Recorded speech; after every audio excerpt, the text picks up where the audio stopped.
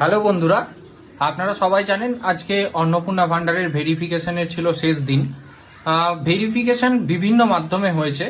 কখনো আইসিডিএস কর্মীরা বাড়িতে এসে ভেরিফিকেশন করেছেন, কিছু ব্যক্তির কাছে ফোন এসেছেন, তার মাধ্যমে তথ্য জানতে চেয়ে ভেরিফিকেশন হয়েছে, কোথাও কোথাও ক্যাম্প করে ভেরিফিকেশন হয়েছে। এখন অনেকেরই প্রশ্ন, যাদের ভেরিফিকেশন হয়নি তাদের কি হলো? তাদের কি ফর্ম রিজেক্টেডই থাকবে বা আন্ডার এনকোয়ারিতেই থাকবে? প্রথমতই বলে থাকি, ভেরিফিকেশন আপনার কাছে এই তিনটি উপায়ে হয়নি মানে যে আপনার ভেরিফিকেশন হয়নি তা নয়। আপনি যদি সঠিক তথ্য দিয়ে থাকেন তাহলে সরকার তাদের পোর্টাল থেকে আপনার ভেরিফিকেশন কিন্তু করেছে।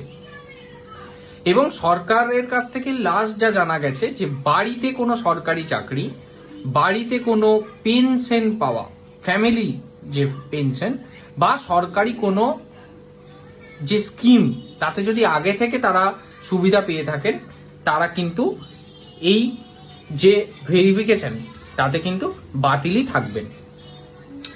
এবং অনেকেই যেহেতু আজকে ভেরিফিকেশনের শেষ তারিখ, অনেকেই বারবার লগ ইন করে তাদের স্ট্যাটাসটি চেক করার চেষ্টা করছেন যে তাদের আন্ডার এনকোয়ারি থেকে কোনো চেঞ্জ হলো কিনা।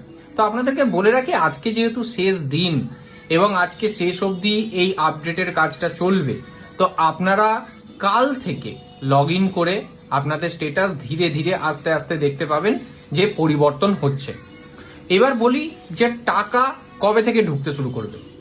দেখুন, টাকা যেটা জানতে পারছি যে ধাপে ধাপে টাকা ঢুকতে শুরু করবে 15 থেকে 20 তারিখের মধ্যে। আস্তে আস্তে আপনাদের স্ট্যাটাসও চেঞ্জ হবে এবং টাকা কিন্তু ঢুকতে শুরু করবে।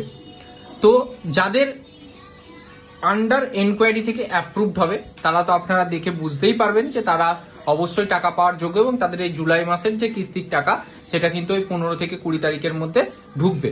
অনেকের হয়তো আপডেট নাও হতে পারে, মানে আপনারটা আন্ডার এনকোয়ারিতেই থাকলো, আপনি একটু আপনার ব্যাংক অ্যাকাউন্টটি দেখতে থাকবেন 15 তারিখের পর থেকে যে তাতে কোনো ক্রেডিট এসছে কিনা, বা আপনি মোবাইল নাম্বারে মেসেজটি চেক করতে থাকবেন, আপনার যে মোবাইল নাম্বারটি দেওয়া রয়েছে রেজিস্টার ব্যাংকের সাথে সেখানে চেক করবেন।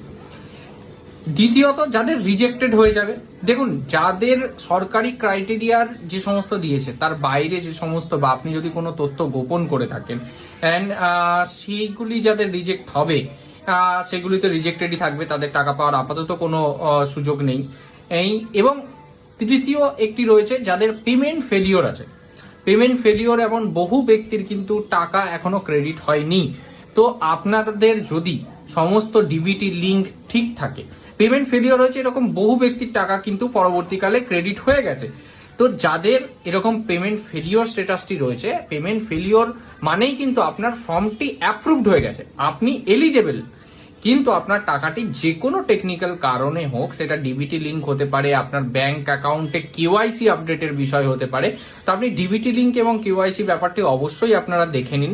যদি তারপরেও না ঢোকে, আমি যতদূর জানতে পেরেছি পেমেন্ট ফেলিওরে অনেকেরই ব্যাংকের তথ্য সমস্ত ঠিক আছে তবুও টাকা ঢুকছে না, সেক্ষেত্রে কিন্তু ব্যাংক থেকে নোডাল অফিসারের সাথে কন্ট্যাক্ট করে সেই সমস্যাগুলো সমাধানের যথেষ্ট চেষ্টা করা হচ্ছে এবং তাদেরও কিন্তু টাকা 15 থেকে 20 তারিখের মধ্যে ক্রেডিট হয়ে যাওয়ার সম্পূর্ণ একটা সুযোগ রয়েছে।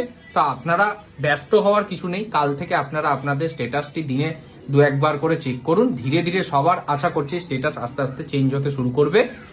তো ভরসা রাখছি সরকারের ওপর। সরকার যেহেতু বলেছেন যে অন্নপূর্ণা ভান্ডার নিয়ে আপনাদেরকে এতটা আশ্বস্ত করেছেন, তো একটুখানি সরকারকেও সময় দেওয়া উচিত। আপনারা একটুখানি ধৈর্য ধরুন, এতটাই ব্যস্ত হয়ে পড়বেন না, একটু ধৈর্য ধরুন। নতুন সরকার এসেছে, তাদেরকেও একটু গুছিয়ে নিতে দিন, ঠিক আছে? ধন্যবাদ।